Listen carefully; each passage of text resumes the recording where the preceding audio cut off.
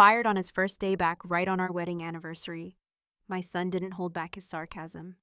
Frank, 56, former accountant, still traces the cold edge of that termination letter like the chipped mug he refuses to toss. What happens when the underdog decides to rewrite the rules? Ever had a moment that flipped your whole world upside down? My granddaughter mocked me for using checks, so I decided to invest her college fund in her boyfriend. The crisp white check lay neatly on my desk, its edges sharp and unwrinkled, as if untouched by the chaotic world outside. It was a relic of a bygone era, paper money orders, handwritten ledgers, and signatures that still held weight. To me, it symbolized trust, patience, and a slower, more deliberate approach to life and finance. To Lily, my sharp-witted granddaughter, it was a punchline. "Grandpa, who even uses checks anymore," she had said, her voice dripping with disbelief at our last family dinner. It was late fall of 2017 in suburban Seattle. The air hung damp and cool, outside a steady drizzle, tapping rhythmically against the window pane. Inside, the warmth of the dining room did little to thaw the chilly distance that had grown between me and my family. The tension was palpable, words, unspoken glances exchanged with the weight of years of misunderstanding and unvoiced judgments. I had spent nearly 3 decades as an accountant, meticulously balancing spreadsheets and tax returns, living my life with the precision and caution that numbers demanded. But family, that was a different ledger altogether, filled with unpredictable variables and emotional calculations that no formula could tame. Lily, with her quick intellect and sharper tongue, had long distrusted my cautious ways, the way I handled money especially. To her, the old methods were obsolete, the world had moved on, and so should I. Earlier that day, my daughter Margaret had called me from her office, her voice strained. "Dad, you need to update your ways, your obsession with checks and paper trails. It's driving everyone crazy." Lily's worried, and frankly, so am I. She's heading to college soon, and you're still stuck in the past. I listened as I always did, patiently, but inside a quiet resolve was growing. Maybe it was time to prove that there was still some wisdom in old-school ways, or maybe it was just stubbornness and accountant's pride, unwilling to be dismissed so easily. That evening, as we gathered around the dinner table, the conversation inevitably drifted to money. Lily, sharp as ever, didn't hold back. "Grandpa, you're so out of touch. Who even trusts banks with checks anymore? Why not just invest? Make the money work for you instead of sitting around collecting dust." Her words stung, not because they were untrue, but because of the undertone, the lack of faith, the mockery. But beneath my calm exterior, I was already plotting a quiet rebellion. I wasn't going to argue or lecture. I was going to act. Later, after everyone had retired for the night, I sat at my desk. The checkbook lay open before me, the familiar texture of the paper comforting under my fingers. I reached for the check designated for Lily's college fund. The amount was modest but meaningful. Instead of letting it sit idle, I decided to invest it in something, or rather someone, I believed in. Her boyfriend James was young, driven, and often misunderstood. I'd watched him struggle to find his footing, but I saw potential. If I was to teach Lily anything, it would be that sometimes taking a risk on people was just as important as saving every penny. The pen felt heavy as I signed the check. This simple act sealed my silent defiance, a message that maybe the old man still had a few moves left. The next evening, the calm before dinner shattered when Margaret confronted me, her eyes wide with disbelief as she held up the withdrawal notice that had arrived in her inbox. "Dad, what is this?" "You took money from Lily's college fund without telling us." I looked at her, steady and unrepentant. Sometimes the best lessons aren't taught with words. The rain outside had picked up its steady rhythm, a reminder that change, like the seasons, was inevitable. But inside that house, a quiet storm was brewing, one that would test family bonds, beliefs, and the true meaning of trust. The confrontation from last night still hangs in the air as Frank faces the consequences.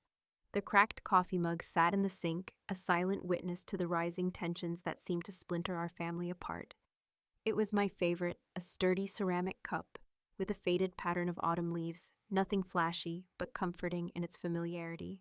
Now the jagged fracture running down its side seemed like a physical manifestation of the growing fractures between us. Every morning I found myself hesitating before reaching for it, a small reminder that nothing was quite whole anymore. It was winter of 2018 in Seattle. The skies hung heavy and gray, casting a cold, diffused light into the house. The walls felt close, like they were closing in with the weight of unsaid words and simmering resentments. Outside, the rain persisted, a constant drone that echoed the turmoil within. The morning after my quiet rebellion with the college fund, Marianne was already in the kitchen when I stumbled downstairs, her expression taut and eyes clouded with worry. She was the pragmatic one, always trying to hold the family together with logic and reason. But today she looked like she was carrying the weight of a storm. "Dad," she began without preamble, voice low but sharp. "You sabotaged Lily's future. You can't just take that money and gamble it away on Jake." I sighed, leaning against the counter. "It's not gambling, Marianne. I see something in Jake, something you don't. I believe in him." Her eyes narrowed. "You believe in him enough to risk Lily's education?" "That's reckless, not faith." The words stung, but I kept my composure. I knew Marianne's concern wasn't just for Lily, it was for the family, for stability. But sometimes stability was a cage, and faith was the key. Later that day, Lily and Jake came over. The atmosphere was thick with awkwardness, each of us navigating uncharted territory. Lily, sharp and skeptical, shot me looks that questioned every decision I made. Jake, young and ambitious, seemed determined but carried an air of mystery I couldn't quite place. He smiled politely, but there was a tension beneath the surface, as if he was waiting for something to give. During their visit, I found myself watching Jake closely, picking up on little details that didn't quite add up.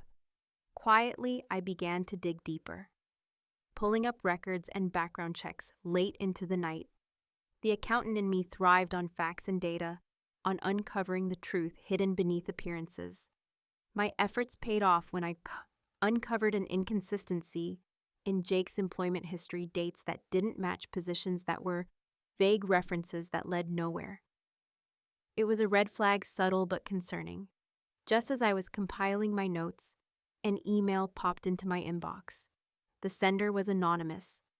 The subject line cryptic, "Watch your step." The message itself was blurred, filled with cryptic hints and partial sentences that suggested trouble but without revealing anything concrete. It felt like a shadow lurking just beyond the edges of my carefully constructed world. I stared at the screen, feeling the weight of that silent warning. The family tensions, the risky investment, the unknown truths about Jake. They were all converging, pulling me into a storm I hadn't anticipated. That chipped coffee mug sat in the sink, an ever-present reminder that some things, once cracked, couldn't be easily mended. And yet, despite it all, I was determined to see this through, not just for Lily, but for the family I hoped to keep intact. The worn edges of my old leather briefcase scraped softly against the cracked vinyl of the diner booth as I eased myself into the seat. It was early spring in the outskirts of Seattle, but the chill still clung stubbornly to the air. Outside, a thin drizzle blurred the streetlights, the steady rhythm of rain, a background hum to the muted buzz inside. The diner's fluorescent lights flickered faintly overhead, casting a soft yellowish glow on the scratched formica tables and the faded red vinyl chairs that had seen decades of late-night conversations and hurried breakfasts. The air smelled of strong coffee frying bacon and something sweet baking somewhere back in the kitchen. I glanced down at the briefcase resting on the table before me. That briefcase had been with me through every twist and turn of my career, a symbol of my steady principles, the foundation of the man I was. The leather was cracked and softened from years of use, the brass clasps dulled but still reliable. To some it was just an old bag, but to me it represented every ounce of patience, persistence, and integrity I had learned to hold on to in this life. "Frank," a voice called softly from the doorway, drawing my attention. I looked up to see Elliot Graves stepping inside from the damp morning air. Elliot was a retired lawyer, a man who wore wisdom lightly, but carried it like armor. His hair was peppered with gray, and his eyes held the calm steadiness of someone who'd weathered countless storms in courtrooms and in life. He smiled warmly as he made his way toward me. "I didn't expect to find you here so early," he said, sliding into the booth across from me, his coat still damp from the rain. Seattle doesn't do early spring lightly. I chuckled, gesturing to the steaming cup of black coffee the waitress had just placed on the table. Neither do I. The diner hummed with quiet life, the clink of utensils, low conversations, and the occasional hiss of the espresso machine blended into a comforting soundtrack. Outside, the rain softened to a gentle patter against the window, a perfect counterpoint to the warmth and safety of the small room. We ordered a slice of cherry pie each, and as we waited, Elliot leaned back, his eyes thoughtful. "You look like a man carrying the weight of a world he didn't choose." I let out a breath, running a hand over the creased skin of my forehead. "I suppose that's accurate," I admitted. "It's not just about me anymore. It's about my family, my granddaughter Lily, and the choices I've made for her future." Elliot nodded slowly. "Tell me what's going on." I told him about Lily, her sharp wit, and the tension between us, especially after I'd made that bold decision to invest her college fund in Jake, her boyfriend. A man with promise, yes, but with shadows, too. Elliot listened without interruption, his fingers tapping lightly on the table. When I finished, he spoke with measured calm. "Frank, you know that evidence is everything in this kind of battle. Without it, you're fighting in the dark." I nodded, thinking back to the check I'd written months ago. Clean, crisp, and carrying all the hopes and quiet rebellion packed into that investment. That check was more than money. It was a statement, a silent vote of confidence and defiance. "Patience," Elliot said, as if reading my thoughts. "The truth rarely reveals itself in a rush. You have to be methodical, collect, observe, wait." We talked at length about strategies, not just legal tactics, but life lessons too. How to uncover the truth without tipping off the wrong people. How to hold on to integrity when everything around you seems poised to crumble. The conversation shifted to stories of battles Elliot had fought in courtrooms years ago. Moments when quiet diligence had toppled powerful opponents. His voice was steady, inspiring. Sometimes the smallest details are the strongest weapons. I found myself opening up about my fears, my doubts about Jake.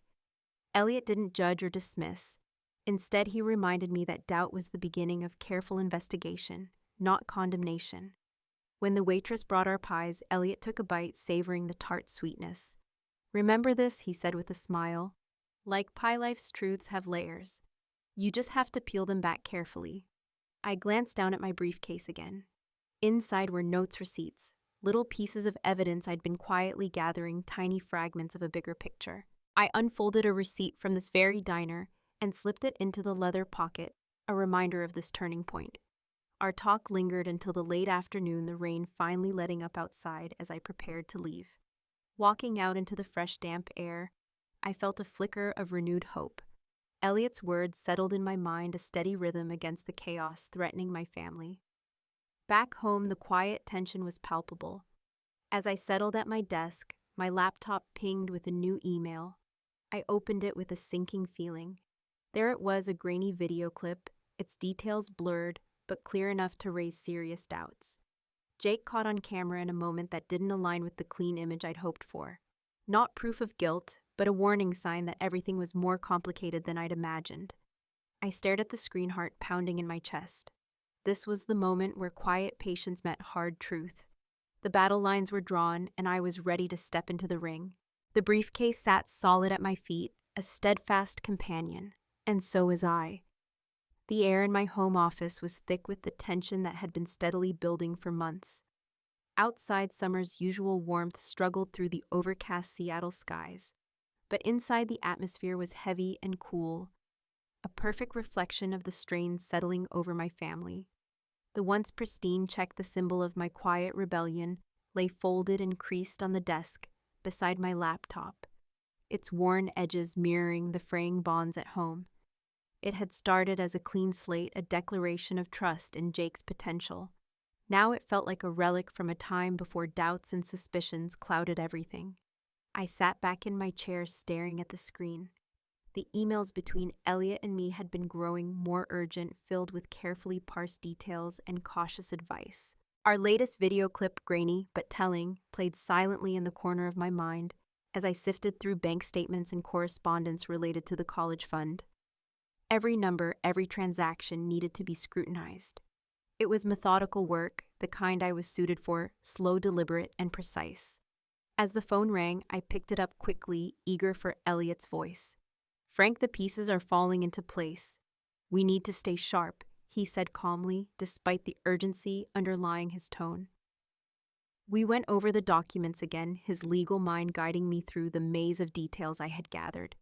He reminded me to keep meticulous records and to be ready for anything. The stakes were rising, but so was my resolve. Dinner time brought no relief. Marianne, my daughter, grew more distant and suspicious with each passing day. The clatter of forks on plates seemed louder than usual, underscoring the growing divide at the table. Lily's usual sharp retort softened as she began to question the man she had trusted, Jake. One evening, I caught her overhearing part of a conversation between Marianne and me. Her eyes held confusion, doubt flickering like a shadow. I returned to my desk after the strained meal, determined to document every detail. That night, while reviewing a document linked to the college fund, my heart skipped a beat. There it was, a signature that didn't quite match, forged subtle but undeniable. It was the confirmation that the quiet battle I had been fighting was about to escalate into something far bigger. My phone buzzed just as I was about to make a call. It was a message from Elliot. "It's time to act." The weight of those words settled over me like the steady rain tapping against the window. The moment I had been preparing for had arrived. I looked down at the worn check folded neatly beside my notes. It was more than paper, it was a symbol of the fight to come. And I was ready. The jacarandas in our Northern California neighborhood were at their peak bloom that early spring of 2021, their purple blossoms carpeting the sidewalks and lending an almost surreal beauty to a community gripped by growing tension. It was a season of contradictions, nature's calm, in stark contrast to the storm brewing beneath the surface. I sat at my cluttered desk, my fingers brushing over the worn leather cover of my old checkbook.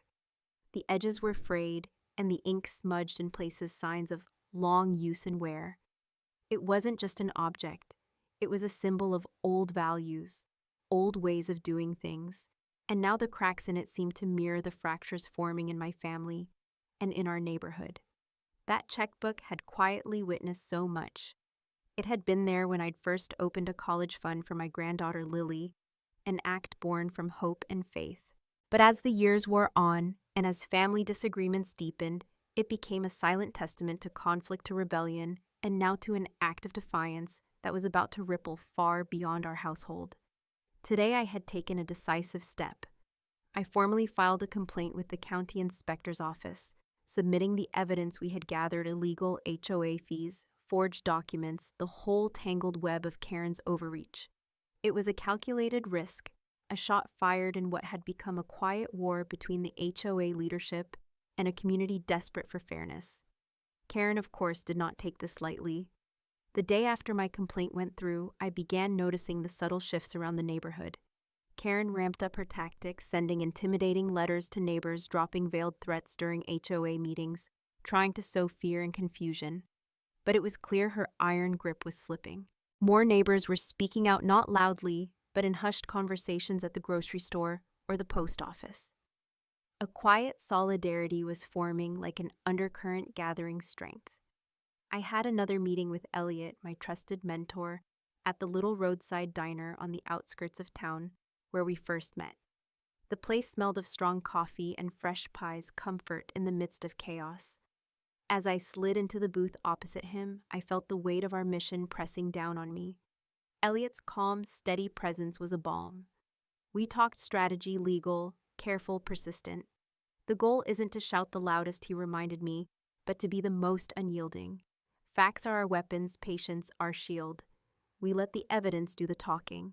I traced the cracks in my checkbook's leather cover, feeling the metaphor settle deep. Just as this old book was worn, but still intact, so too was our resolve. We had to be methodical, gather every detail, hold the line without losing sight of the bigger picture: justice for the community and healing for our fractured family. Then came the breakthrough. News spread quickly. Karen had been served with a cease and desist order by the county inspector. The once untouchable HOA president, known for her bluster and bullying, was visibly shaken. At the next neighborhood meeting, I could see her faltering, her voice less certain, her usual dominance replaced by defensive tension. It was a moment of vindication, a sign that the truth was breaking through the facade she had built. But even as we celebrated this small victory, a shadow crept into my inbox that same evening. An anonymous email arrived, cryptic and urgent. Its contents hinted at something far more serious than forged documents or inflated fees, a secret Karen was desperate to keep hidden. The vague references to undisclosed actions and hidden alliances hinted at corruption on a scale I hadn't anticipated. I read and reread the message, the weight of it sinking in as the room grew quiet, except for the soft hum of the evening. I glanced back at the checkbook, its cracked cover under the warm glow of my desk lamp. The battle was far from over. If anything, it was evolving into something far more complex. Karen's desperation was a warning sign, and I knew we had to prepare for what was coming next. The community's fight for justice had gained momentum, but now it would demand more from all of us: courage, unity, and unwavering resolve. That night, as I closed my laptop, I felt the deep truth of it all settle in my bones. The worn checkbook wasn't just a relic, it was a symbol of endurance and quiet rebellion of old values clashing with new realities. And as the jacarandas outside my window continued to bloom, so too did the hope that justice would prevail if we were willing to stand firm and see this fight through to the end. The late spring of 2021 had arrived with a gentle warmth, a contrast to the storm that was quietly building within our neighborhood. I sat at my modest home office desk, the familiar clutter of papers and half-empty coffee cups surrounding me. My favorite coffee mug, once pristine, lay cracked and abandoned in the sink, a silent testament to the fragile peace that seemed to hang by a thread over our community. The hum of the evening was punctuated by the soft clicking of keys as I opened an email that had come in that afternoon. My hands trembled slightly, not from fear, but from the weight of what I was about to uncover. The email was anonymous, but detailed, exposing the dark underbelly of Karen's HOA leadership. Hidden off-the-books accounts, questionable payments that didn't appear in official statements, shadowy figures funneling money in ways that defied all logic and legality. It was the smoking gun we needed, the final piece of the puzzle that explained the strange disappearances of funds and the aggressive tactics Karen had employed to keep everyone in line. As I read through the attached documents and spreadsheets, I realized this was bigger than just a local HOA dispute. It was corruption reaching far beyond what any of us had imagined. Determined to act, I began preparing evidence packets, meticulously gathering every shred of proof into clear, concise bundles. My plan was to present everything at the upcoming public HOA meeting. I reached out to neighbors I knew had been quietly skeptical, but afraid to speak out. To my relief, many were willing to stand with me. The community center meeting room, usually a place for routine discussions and neighborhood socials, was now set to become the battleground for truth and justice. As the meeting day arrived, the atmosphere inside the community center was thick with tension. People whispered among themselves, exchanging wary glances. Karen was there too, her posture rigid, her eyes scanning the room with a mixture of anger and desperation. She launched into her usual threats. Legal action, eviction notices, warnings about reputation and influence. But something was different this time. The neighbors weren't backing down. The quiet solidarity I had sensed earlier was now a tangible force, a shield against intimidation.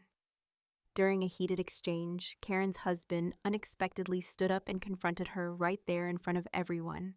His voice was low but firm, hinting at secrets and alliances that no one had suspected. The revelation sent a ripple of shock through the room, underscoring just how tangled the web of deceit had become. It was clear that the battle lines had shifted, and the true fight was just beginning. Amidst the chaos, a neighbor discreetly handed me a torn piece of a ledger, its edges jagged and ink smudged. This fragment, a physical prop symbol of the hidden financial dealings, implicated even higher powers in the scheme, names and transactions that hinted at a network of corruption reaching into places none of us wanted to imagine. I clutched the paper tightly, knowing that this evidence could turn the tide completely. Outside, the subtle scent of burnt burgers from a nearby neighborhood BBQ wafted through the open windows, a strange juxtaposition of normalcy amid conflict. The familiar smells and sounds of community life felt almost surreal against the backdrop of mounting confrontation. As the meeting drew to a close, the air buzzed with uneasy anticipation. The pieces were falling into place, but the hardest part was still ahead. The email, the ledger, the whispered alliances all pointed toward a legal battle that would test the limits of our resolve and endurance. I glanced once more at the cracked coffee mug in the kitchen, its fractured surface catching the fading light. Just like the mug, our community was battered but not broken. We were ready to stand firm to fight not just for ourselves, but for the future of everyone who called this neighborhood home. The summer of 2021 unfolded slowly, carrying with it a sense of quiet anticipation that settled over our neighborhood like the stillness before a storm. It wasn't the kind of storm with thunder and lightning, but a tempest of change, long overdue, and gathering strength beneath the surface. The jacaranda trees lining the streets were in full bloom, their purple blossoms drifting gently in the warm breeze, a stark contrast to the brewing tension that had gripped us for months. Amid the vibrant colors and the laughter echoing from children playing in yards, an undercurrent of resilience pulsed quietly but powerfully through the community. On my desk lay the checkbook that had come to symbolize so much throughout this entire ordeal. Once crisp and flawless, it was now battered, its edges frayed and corners taped carefully to hold it together. The wear and tear on that checkbook told the story of battles fought and endured, silent struggles waged not with fists or weapons, but with steadfast resolve and a refusal to back down. It was a symbol of endurance, a quiet witness to the quiet heroism that had carried me through the darkest days. Mentor Elliot's return felt like a breath of fresh air. We met in the muted morning light of the local courthouse, a modest brick building that had become the stage for this unfolding drama. Elliot, with his calm demeanor and decades of legal wisdom, guided me step by step through the complex maze of filings and motions. The legal world was intimidating, full of jargon and endless paperwork, but his steady voice cut through my anxiety like a lighthouse beam in a fog. Together, we prepared the final lawsuit against Karen and the HOA, ensuring every piece of evidence was airtight and every claim meticulously documented. Filing that lawsuit was not just a procedural step. It was an act of courage, a public stand that signaled to Karen and to the world that the days of her unchecked power were numbered. The process was grueling. I spent hours poring over documents, cross-referencing emails, bank statements, and the incriminating video clips we had gathered. But with Elliot's guidance, the task was manageable. His advice to stay patient and methodical resonated deeply. In the courtroom, patience was a weapon, and precision was armor. Meanwhile, the community was rallying in its own way. A neighborhood block party was organized not only to raise funds for legal fees, but to rebuild the frayed bonds among neighbors who had long been divided by fear and suspicion. The streets transformed into a tapestry of color and life. Long tables were set up with red and white checkered cloths laden with an array of home-cooked dishes, smoky barbecue ribs, fresh garden salads, buttery corn on the cob, and a tempting assortment of desserts from apple pies to chocolate brownies. The air was thick with the scent of grilled meats mingling with the laughter and chatter of neighbors reconnecting. Children darted between tables, their carefree joy a poignant reminder of what we were fighting for. A community where families could thrive in peace and trust. Stories flowed as freely as the iced tea, and even those who had been skeptical or silent found themselves drawn into the shared warmth. It was a moment of healing, a collective breath after months of tension. Karen, true to form, wasn't idle. Desperation had pushed her to file a last-minute motion intended to stall the lawsuit and regain control of the narrative. Her attempt was a classic move by time, sow doubt, intimidate. But the judge saw through her tactics immediately. The ruling was swift and decisive. Karen's motion was denied. The courtroom was filled with a mixture of relief and quiet triumph. This legal victory was more than just a procedural win, it marked a turning point. Karen's grip on the community was slipping, her carefully constructed facade cracking under the weight of truth and solidarity. The fallout extended beyond the courtroom. Shortly after the ruling, a neighbor slipped me a small, unmarked envelope containing a torn piece of a ledger, a physical piece of evidence that implicated not just Karen, but suggested the involvement of higher powers lurking behind the scenes. The paper was rough-edged and creased as if hastily torn during a desperate moment. That ledger fragment carried secrets that promised to unravel the web of corruption that had ensnared our neighborhood. Adding fuel to the fire, an audio recording surfaced, passed quietly among residents. The taped conversation exposed Karen's true motives with chilling clarity, greed manipulation, and a ruthless desire to dominate the HOA for personal gain. Hearing her words laid bare, the extent of her deception sent shockwaves through the community. The betrayal was painful, but it also ignited a renewed determination. No longer just a battle of wills between neighbors, this was a fight for justice, for truth, and for the soul of our neighborhood. Throughout this entire saga, the checkbook remained on my desk, a humble yet powerful symbol. Its worn, taped spine mirrored the journey we had undertaken, fraught with hardship yet unbroken. Each fold and smudge was a testament to perseverance and hope, a reminder that sometimes the quietest battles carry the most profound victories. As the day gave way to evening, the block party's energy persisted. Stories were shared under strings of twinkling lights, old wounds softened by shared laughter, and the simple joy of connection. The community, once fractured and wary, was now knit tighter by common purpose. The storm had not yet passed, but together we were ready to face whatever came next, with courage, unity, and an unyielding spirit. Autumn of 2021 had arrived quietly, wrapping our neighborhood in a tapestry of burnt oranges, deep reds, and golden yellows. The soft rustle of fallen leaves mingled with the occasional crisp breeze, carrying with it the unmistakable scent of wood smoke and damp earth. It was the kind of season that invited introspection, a slow winding down before the harsh cold of winter, set in a natural pause to gather strength. I often found myself sitting in my study during these days, the glow of my desk lamp casting long shadows across the walls, my gaze drawn repeatedly to the old checkbook resting on the shelf. That checkbook had been through more than just the passage of time. It bore witness to our trials and triumphs. Once battered and taped its pages, worn and edges frayed, it now gleamed with a newfound solidity after careful restoration. It was more than just a ledger of numbers and transactions. It had become a symbol of resilience, of healing, and of a community's quiet fight to reclaim dignity. Every crease and tear told a story. Every repaired seam marked a step in our journey back to trust and unity. Karen's grip on the HOA, once tight and suffocating, was finally broken. The legal reprimands against her were clear and damning, stripping her of power and forcing her reluctant resignation. There was no dramatic finale, no triumphant speeches from our side, just the sober, unyielding truth that had finally caught up to her. The neighborhood seemed to breathe anew, a collective exhale of relief, washing over familiar streets and homes.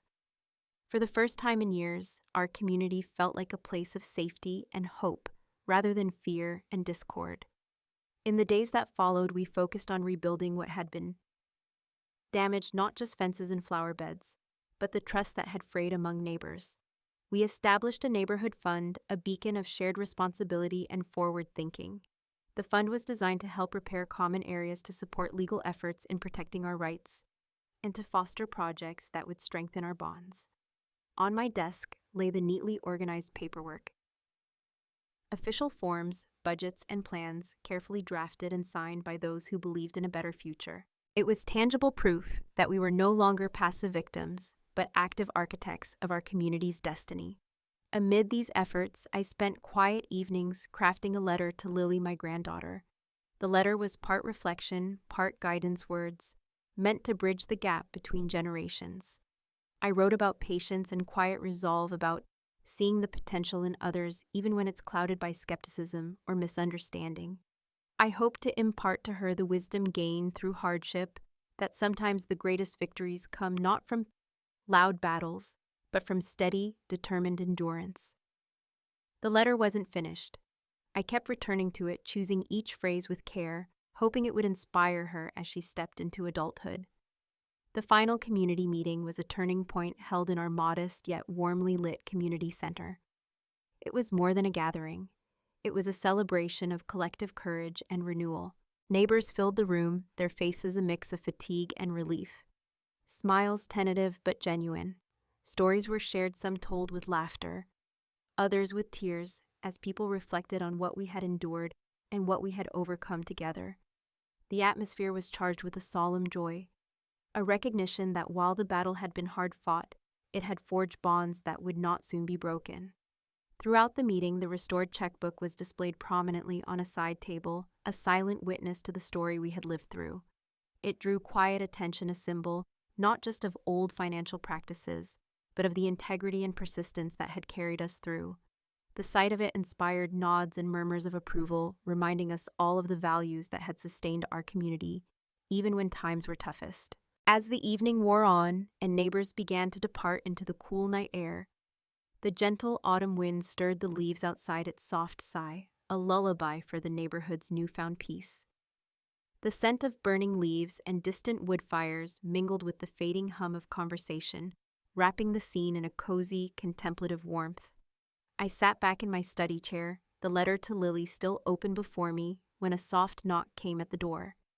It was an unexpected sound breaking the stillness. I opened the door to find an old friend from the neighborhood, someone who had watched our struggle from the sidelines, but whose support now felt vital. His eyes held a seriousness that hinted at challenges yet to come. The knock was a reminder that life rarely offers clear endings. It merely pauses between chapters. Though this victory was bittersweet, the community stood stronger than ever, more connected, more vigilant, and more hopeful. The lessons of patience, resilience, and quiet courage had taken root deep within us all, and as the door closed behind my visitor, I felt a renewed sense of purpose. We had weathered the storm and repaired the damage, but the road ahead would require the same steady determination. The restored checkbook on the shelf was no longer just an artifact of the past. It was a beacon lighting the way forward, a testament to the enduring spirit of a neighborhood united. As I turned back to my letter, the soft rustling of the wind outside whispered promises of new beginnings, and I knew that whatever lay ahead, we would face it together with quiet confidence and unwavering hope, as the autumn breeze gently rustles through the golden leaves outside my window. The restored checkbook sits quietly on the shelf, a quiet testament to resilience and the bridges we've chosen to rebuild. Life often hands us unexpected chances to mend what's been broken, reminding us that justice and compassion can coexist in the same story. Sometimes healing isn't about forgetting the cracks, but honoring them as marks of strength. For those navigating their own struggles, whether family rifts, loss, or fresh starts, remember every ending holds the seed of a new beginning. Has life ever offered you a second chance in disguise? I'd love to hear your story in the comments below.